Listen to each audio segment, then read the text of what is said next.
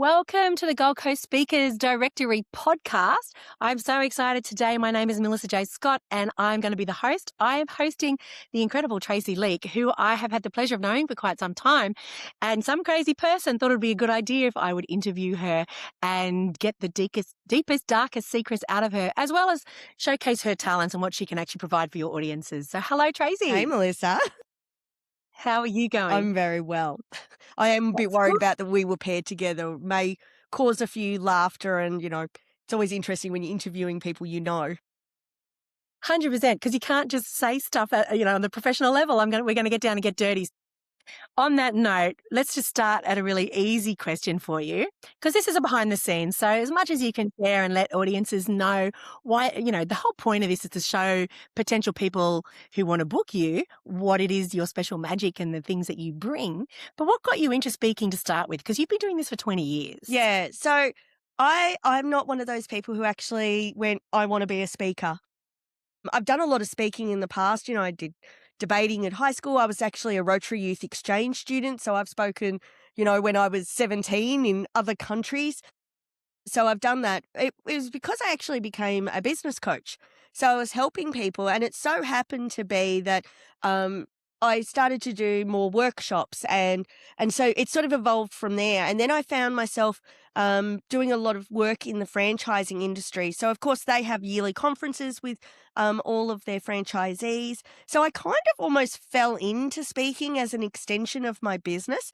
It wasn't something I did as a core business. I didn't say, oh, I want to be a keynote speaker. It was something I sort of more did because it was something my clients needed. And then as I've gone along, I've never actually ever really marketed myself as a speaker ever before. Most of my work in 20 years has come all from word of mouth. People saying, oh, we need someone to speak at our conference. And they're like, oh, Tracey was really good. You should get her along.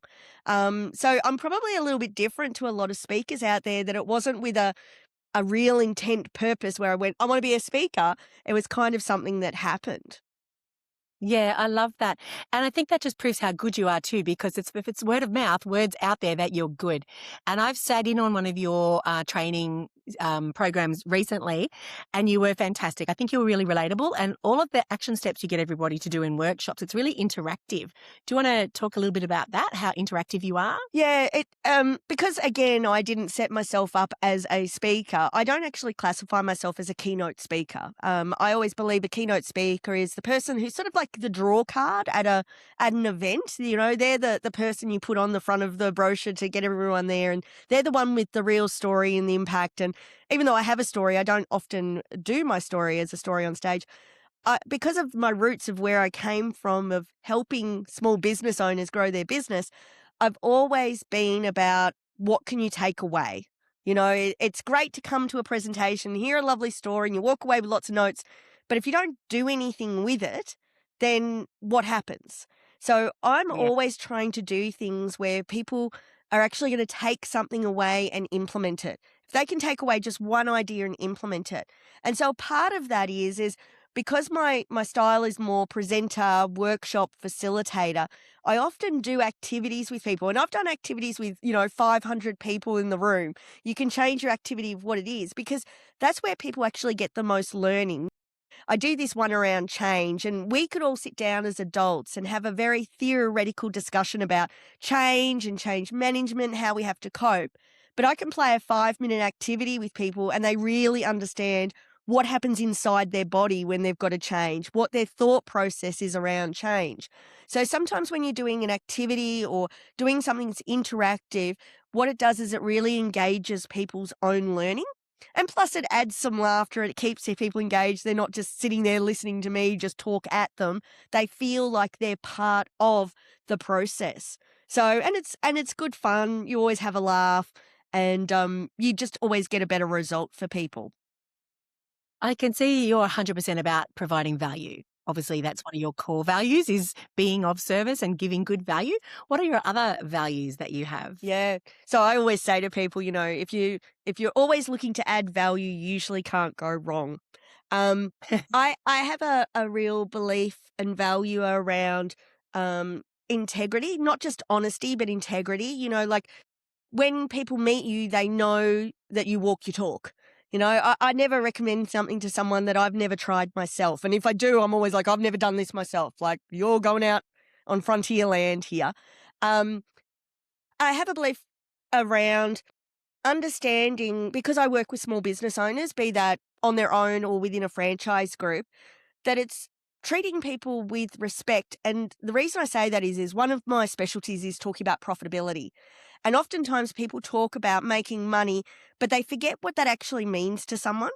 And so whenever I'm saying it, I always say, you know, when you're talking to a small business owner about profit, that's actually providing for their family. That's setting themselves up for the future. That's their next holiday. That's all their hopes and dreams. And you have to treat that with respect. So when I talk about respect, it's not just absolutely respect between human beings, but it's also respect about where someone's at and what they're doing. You know, when I'm working with franchise groups, if in that first meeting a franchisor doesn't say something to me along the lines of, you know, we just want to help our franchisees more, how can we support them better? How can we help them succeed? They're probably not going to be aligned to what I do. If they say, we just want the franchisees to make more money so we can make more money, it's not going to fit very well. It's not a good match. No. So that's kind of my thought process. I'm quite strong on some of those because I always think when you don't know where someone else is at, you know, they're turning up with their suitcase of issues. I'm turning up with my suitcase of issues. I don't need them to open the suitcase and tell me what's going on. I just need to know they've got a suitcase of stuff that's happening. And so when you treat people with respect and just aim to help them the best you can, then you usually will succeed. Have you got everyone gets a bit icky when we talk about money, and I know that that's one of your talks that you do, you know, that you'll have listed in as your keynotes. Have you got a funny story or an interesting story where perhaps you've challenged someone in the crowd when in a small business capacity and it's around money and it's gotten awkward, or how you facilitated that or managed that? Maybe it's a little bit different to what you're probably suggesting, but I could come back to that as well. It's only That's funny cool. because it happened 2 weeks ago. I was at a conference presenting and a guy, you know, because I don't mind if I have questions from the audience or anything else. And he said to me, he said, "Oh, can you give me the absolute steps of how to not have to pay tax?" I went, "Yes, I have the solution for you." And everybody was like, "What? She's got the solution of how not to pay tax." And I said, "Just don't make any money." Exactly. And it's easy. And they were like, "Oh, that's it." I usually, if I'm talking about profit, I usually add a little humor to it, and that usually takes it away. I've never had anyone balk back because they know what they're coming into. They know the presentation they're coming into. They know I'm going to talk about profitability. But I always say to them, I'm like, okay, so we're about to talk about profit and about making money. You're all small business owners here. Is anyone opposed to me talking about profit? And they all just have a laugh because I'm like, I don't expect when you're making profit, you know, that you're going to be Scrooge McDuck just sitting in a vault of money throwing it around, although that would be really fun, I reckon. We should give it a go. Oh, Um, it's even but, today. you know, that I respect when we're talking about money, this is about your livelihood. It's usually in the conversations after a presentation where people come up to you and you'd know this, you know what it's like after you've spoken. People come up to you and it's not that they actually have it, but you can see in their eyes, it's almost like they've got tears in their eyes. And they're getting Yeah. very vulnerable and just saying, "Hey, I'm not making enough money," or "Things are really tough at the minute." And you've got to learn to read between the lines. And that's where you've just got to calm down. You know, your stage persona, I suppose, is different to that one-on-one after a meeting. And I just always say to people, it's okay where you're at.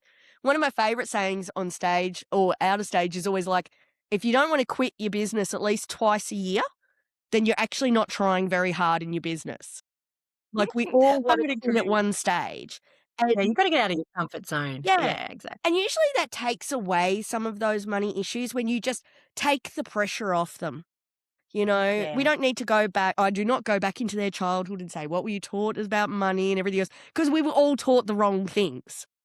So it's Yeah. just more helping them understand where they're at right now and what they can actually do to improve it. I just know from firsthand, but I think people can get this already from listening to you speak. You're very relatable, very personable, very helpful, high in value. What are some good hero stories you might have from people that you have interacted with from a speaking perspective? Exactly what you're talking about, but they've gone away and probably actioned some of the things or got you to coach them afterwards. Can you want to share some of Yeah. those success stories? Do you have any particular ones that are worthy? Yeah, there was a great one last year. I mean, 20 years, you got to go, oh my goodness, I've got so many stories. Yeah. The funniest thing is it's usually the littlest ones. So this one was, we were actually doing a workshop and it was a group of multi-unit franchisees and it wasn't actually even in the content we were supposed to be doing. So we were just having a bit of a chat and a conversation about something and somehow we got onto the topic of understanding your clients and when you're in a service business with some product, like they had a product and they also did a service with that product, like understanding the profitability of your product and the service and how Yeah. sometimes you think by having, certain clients, it can produce more profit. And there's a great little graph, and it's a matrix. And basically, you can go across the top and you say, what's the margin in my business? And if I increase my prices, so if I increase my prices by 20%, my margin is, 50%, you can afford to lose 25% of your customers and still make the same profit. So we were just Yeah. discussing this, and one of the guys in the room said, oh, I've got this particular set of clients. And he said, I give them a massive discount because they buy in bulk. And I said, well, I'd be interested to know if that's actually a profitable client for you or not and how much you're servicing them. And so we sort of did the maths on it and he went back to his business. And this was a 10-minute conversation in 2 days of workshops. And he went back to his business and he went, I could afford to lose, I think he worked out he could afford to lose 15% of those clients and still make the same profit. As a little side note, he lost one client. Not Yeah. Wow. not even a percent, one. And he increased his prices, and we did a catch up 90 days later. He said, "Do you remember us having this conversation?" I went, "Oh, yeah, it was like 10 minutes." He goes, "So I did that, but he also had like 6 or 7 locations. So you imagine the scale of that one decision. That equated to an extra $300,000 on his profit. Yeah. Wow. Just that Wow. one Unbelievable. idea." And, Yes. that's a big one, but sometimes it's even the fun ones where, the number of times I've had people come up to me, like I've spoken at a conference and then I come back the next year and speak at that same conference because that's kind of the difference when, you're a keynote, once you've told your story once, that's it, one and done. But because I do so many more workshop styles, I often come back year on year on year. And so it's always fun for me because people come up to me and tell me what they implemented from what I spoke about the last year. So, the number of times I've heard things like, oh, it meant that, we got to go on an overseas holiday. I always love it when I see the photos of, people taking their kids to Disneyland. And, that's what lights me up is when I see these fun things. Or, they go, oh, my kid got their first job and I taught them how to buy their own car. And so there's lots of little stories along the way, but every one of those little stories is really big and important for the person that it happened to. I think it's just so beautiful you bring that up because I always say that to people. It's not one on a spreadsheet. It's one human being, and times that by however many that human being affects and impacts in their life. You can have, that the guy that made 300 grand extra in his business. He can employ more people. He can do so. He can spend more money with his suppliers. It changes a lot of people's lives. I had a really good one. I just thought of it now. And because it's from like 18 years ago, I I remember I love got a it. random phone call one afternoon from one of my clients who I'd met at a conference and then I was doing some one-on-one coaching with him and he didn't need to make more profit. He needed to make more time and he had 3 little kids and I had met his kids and I got this random phone call one afternoon. It was like 3:30 in the afternoon. They were coming from school and he rang. He said, "Hey, you're my first phone call of the day." And if you knew this guy, his phone was attached to his ear like 12, 14 hours a day. And he said, "You're my first phone call of the day. I've got the kids in the car. We wanted to ring and say thank you." And I said, "Oh, what happened?" And he goes, "I went to the kids' school sports day today and I didn't take a single phone call. I was there." And I remember his son, Ruben, who was 6, and, it was his first school sports. And I said to him, "Hey, Ruben, what was the best bit?" And he goes, "Oh, I won the 100-meter sprint, Tracy. It was so good." And I said, "Oh, what was the best thing about winning?" And he said, "Dad was there to see me get my ribbon." And I mean, yeah, even now, 18 years later, I just remember this little voice on the phone and I burst into tears. He burst into tears. Like, we were just like, because you don't expect a kid to say that. And that's what we sometimes forget in business Yeah. is that sometimes it's about those moments. It's not, yeah, the 300 grand one was a fabulous story, but so is the story about Ruben winning his first place ribbon in a 100-meter sprint and his dad got to see it. Even more so that kid will remember that forever, and dad will remember that for everyone. That's life touching stuff.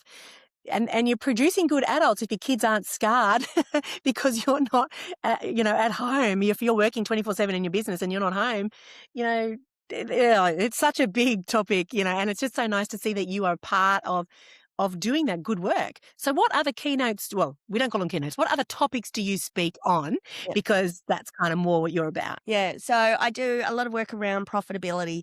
And so profitability then expands out into, marketing, and expands out into team management, time management, sales. So I often need to tailor my presentations for the group I'm working with. When I'm working in a franchise group, sometimes I'm covering a topic that they need someone else to discuss. They need the same message, but from a different person. I call it like I'm the out of town expert with a briefcase. And I'm often saying the same things as head office is saying, but because it's from an outside perspective, all of a sudden it cuts through. I really focus on, like, my favorite talk is like the power of small, because I think in business, most people are looking for what I call it the lotto winning strategy. Like it's, oh, if I just do this one thing in marketing, everything will be solved. And it's actually a stack of little things that you do that add up that give you the biggest result. I was working with a group last week and they're in like quick service restaurants. So, you think fast food and things. And we worked out what it would mean for these owners if they just serviced 2 extra customers a day. And it Mm, blew their minds that just 2 extra people a day, what that could do. And for when you start talking like quick service restaurant, you think that could be 2 people over a lunch rush where you're just more efficient. Because you think if you're in a food court as a consumer and you see mm, one place and it's got a massive lineup, you go, oh, I'm in a hurry, I need to get some food, you'll go somewhere else. And so we just came up right. with some strategies of how they could just get in that 1 hour a day, like between 12 and 1 when it's lunch rush, if they could just do a few things to actually progress and have better service and to move the line faster without damaging quality, what that would Yeah. actually do to their business. And the best thing about that was it cost $0 to implement. Yeah, I love that. I So, love that. and I think that's what most people miss. They think I've got to, have you ever, you would have heard the saying, you've got to spend money to make money. Oh god, yeah. I hate Yeah, that saying me because I too. think Yeah. you want to invest money or time to make money. You should never be Mm. spending your money, you should always be investing it. And what's that return on investment going to give you?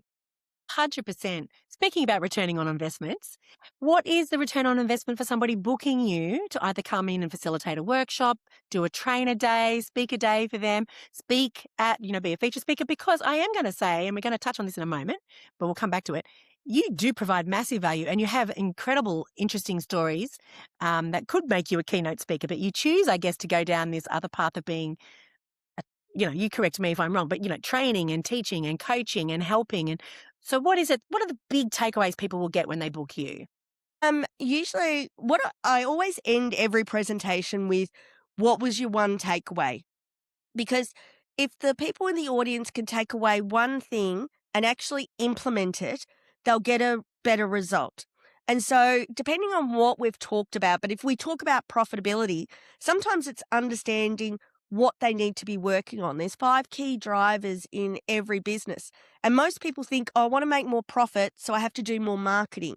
When in actual Yeah. fact, maybe they need to put their prices up, or maybe they've got something wrong with their margin, or their staffing costs are out of control. And if people can find one thing that actually will make a difference to their business, it's like the starting of a domino effect. Because once they find one, they'll then go, well, hold on, let me go back to my notes. There was more than one thing I could implement and what you're going to Mm, do.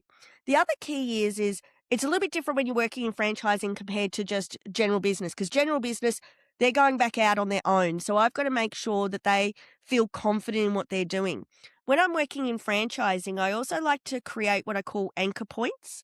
So when I'm presenting, there's something that I'm going to anchor into it that the support team at the head office, because every franchise group has, field support managers, in-house business coaches to support the franchisees. I yeah. create anchor points with them and we always have a discussion at head office what I'm talking about and where the anchor points are. Because if they're then talking to a franchisee, they'll go, hey, remember when Tracey spoke at conference and she talked about this? Maybe we should Mm, implement that. And that's what actually gets the result. So it's not just about how they feel in the moment, it's how do they feel a week after the presentation. So sometimes the value isn't straight after it, although I haven't not ever had anyone tell me it was bad. So unless they're lying to me, but I've always got good feedback. So I'm just taking it that that's right. But it's usually what happens a week later, a month later, a year later. Yeah. And that's where they see those results. And they can often get you back in again, can't they? So you speak Yeah. this year at this conference on one topic, the next year on another topic, and it keeps going. So that education and that consistency too is really great for someone booking you. Is that, you got that constant flow and people are used to you and it just expanding their knowledge. I actually looked back the other day. This is more just, I practice what I teach. I went back through all of my stuff, and I've only ever done 5 presentations in the last 20 years where I then didn't do more work after it. Doesn't that just say, like, that's the best testimonial of all? Like whether I come back for another presentation or they do some coaching or they need me to come in and do something with, the head office team, or I come back for another Yeah. conference or more training. And that blew me away as well. And I went, okay, so maybe I'm on track. Maybe I'm doing something right. You are. I think it's I've having experienced your workshops. I think it's the value you provide, but it's just the way you run them, I think, and how provocative you get people to think as well. And it's very, very transferable. You can just take it from here, from the where you teach it, and then take it straight into your business and execute, which I think the practical sense of what you teach is one of your points of difference. I think it's very, very usable immediately. Yeah, I'm a believer that, the saying is, business is not hard. It's also not easy, but it is simple. And so Yes. my core principle is always, how can we simplify things? How do we make this the smoothest and easiest? In actual fact, if you've got a piece of paper, a pen, and your phone, because it Yeah. also has a calculator on it. Remember at school when teachers used to say you need to learn how to do this because it's not like you're going to carry a calculator around your pocket? Yeah, I am. But with your phone, a calculator, a smartphone with Yeah. access to the internet, a pen and a piece of Yeah. paper, you can run a business from anywhere in the world. Sure And can. oftentimes we're thinking, I need this next system, I need this next thing, instead of just going, hey, how do I add value and what can I do right now? Yeah, 100% agree. All right, we're going to be wrapping up soon. So I've been wanting to ask this question the whole time because you're just all about give, give, give.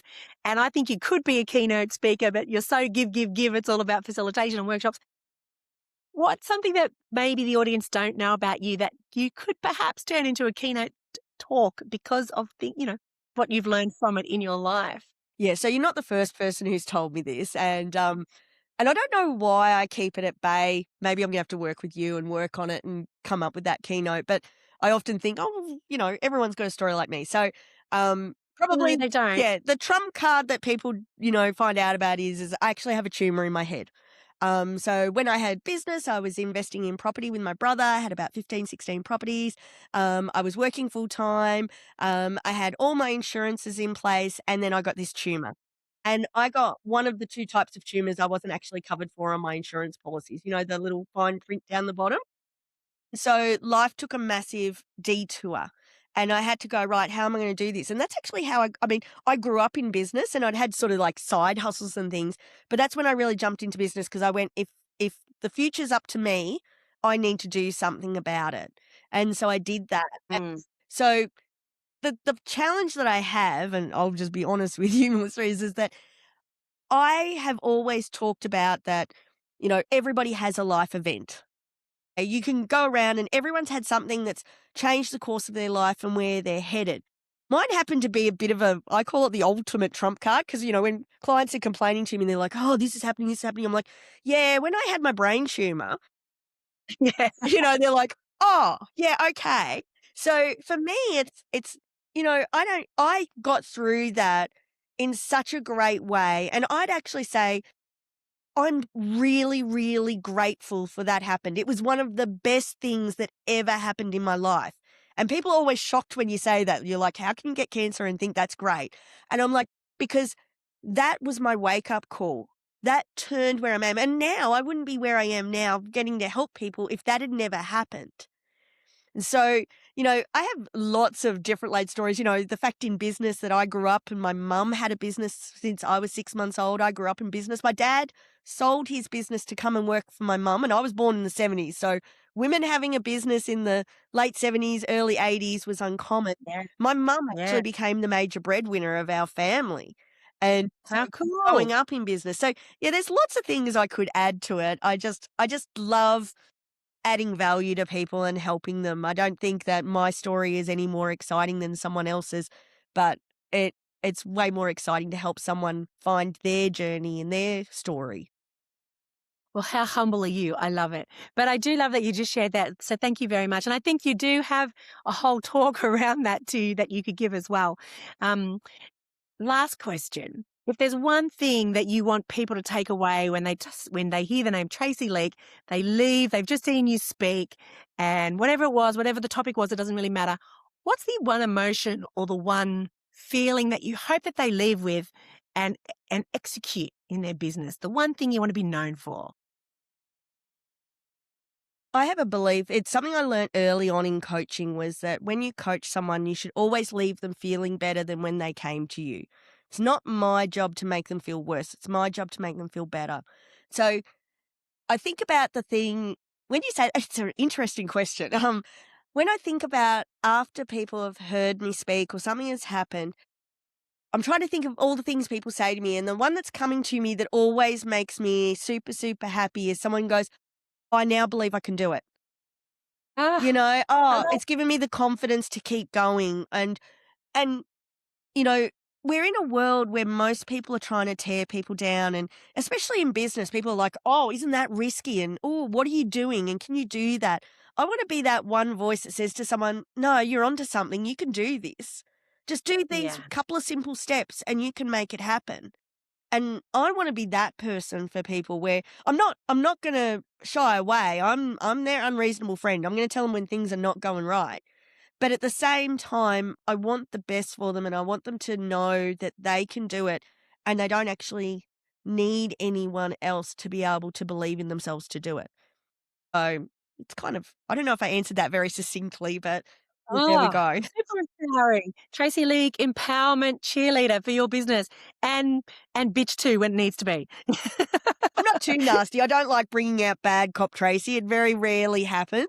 But sometimes you've got to sort of go, hey, I think we're off track here. We need to come Yeah. back. You're an absolute master at what you do. Thank you so much, Tracy. Is there anything that you want to add that I haven't asked you that you would just love to add to our viewers who are watching this when it comes to choosing somebody from the Gold Coast Speakers Directory? What to look for? What they get from you? What's your point of difference? Yeah, I think if you haven't worked out already, I'm not very good at promoting myself. Is that I honestly think that if you're coming, I mean, you do that as well. Do a lot of speaking on the Gold Coast. I think it's about finding the right combination of people. It's not about just finding one speaker who's going to make the whole event. It's going, well, hold on a second. If I bring, Melissa in to talk about, personal branding and your own confidence, imagine pairing that with me, who then's talking about, right now, here's how to, build your business using that front end to actually get the Yeah, back end result. So I think if people are looking, they're going to know. I'm one of those people, if I'm your sort of person or not. You're going to know. If you've listened to this and you've gone, well, I don't know if I like this chick, then I'm not the speaker for you. And that's okay. You're not that's totally supposed to okay. like Totally okay. everyone. But if you're listening to it and you go, oh, I kind of like her philosophy. I like what she's doing. I think that would work well for my group. And I think that's the key is you've got to, if someone's organizing a conference or an event, they know their audience.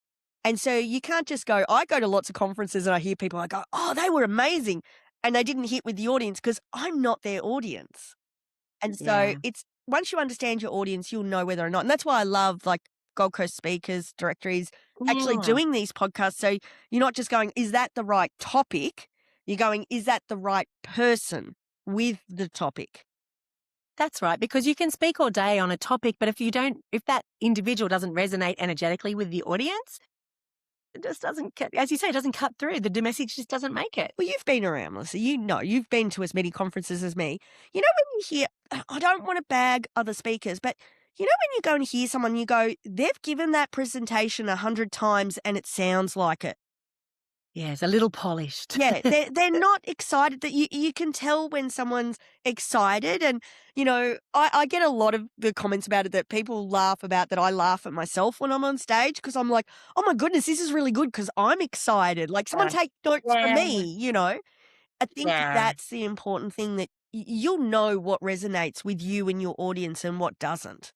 I'm You're not definitely sure. one of the most genuine speakers I've ever met. Well, genuine humans, but a genuine speaker. And I think that comes from your backstory, having experienced such a scary moment in life, that you talked about with your brain tumor, but just treating it as a gift, not as your sob story, but as a gift, that's something that accelerates you. Well, thank you so much, Tracey. You've just been, as always, a stellar human being. It's so enjoyable to talk to you. I highly recommend you. I have sat through some of your workshops and I think you're gold, pure gold what you do. Thank you. Yeah. How can we get in touch with you? We've got the goldcoastspeakers.com.au, 100% how to get in touch with you. But if somebody wants to do more, drill down and find Tracey Leak, the individual, how do they find you? I'm pretty easy to find because there's not many Tracey Leaks in the world. As long as you spell my name correctly. There is another Tracey Leak spelt the exact same as me, and she's in England and she teaches women how to breastfeed. That is not me. So you can pretty much find me just under Tracey Leak on Instagram, Beautiful. Facebook. You'll find my website, all of those things. Tracey Leak. I'm not hard to find, but as far as this goes, first point of call, which would be the easiest because they've landed here, is just go to the Gold Coast Speakers directory, goldcoastspeakers.com.au, Perfect. and that's got all my Yeah. details on it. So it's nice and simple. And then you can find Melissa and other great people as well. Correct. And I have probably the most common name out of everybody. I'm the opposite of you, Tracey. That's why I've got a J, Melissa J. Scott. I just Because wanted to ask you Melissa what the Scott J is word was. That makes sense now. it's because if you Google Melissa Scott, I'm not going to say anything derogatory, but she's a pastor in the US who is kind of the opposite of what I am. So It's like me with the breastfeeding I put lady. in a J. Yeah, exactly. And on that note, what a great way to sign out. If you want entertainment, engagement, and sincere, genuine value, come to Tracey. She's just the most epic speaker and she's going to do the best job she can for you. Thanks, Melissa. Thanks for tuning in to the Gold Coast Speakers podcast. If you loved this episode, share it with someone who needs to hear it. And if you're looking for your next speaker or even ready to step onto more stages yourself, you know where to find us. goldcoastspeakers.com.au. I'm JJ Person-Jones, founder of Gold Coast Speakers. And until next time, keep showing up, keep showing your voice and making waves.